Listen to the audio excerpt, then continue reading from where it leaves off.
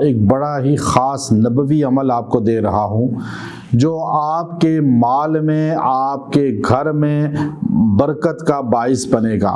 آپ کے کاروبار میں کبھی تنزل نہیں آئے گا، مال میں برکت ہوگی، گھر میں برکت ہوگی، اور اللہ تعالیٰ آپ کو پردہ غیب سے مال و دولت عطا فرمائیں گے۔ یہ وہ الفاظ ہیں جو ہمارے آقا حضرت محمد صلی اللہ علیہ وسلم نے اپنی محبوب بیٹی حضرت سیدہ فاطمہ زہرا بتول رضی اللہ تعالی عنہا کو عطا فرمائے تھے۔ امت آج ان وظیفے کو کرتی ہے۔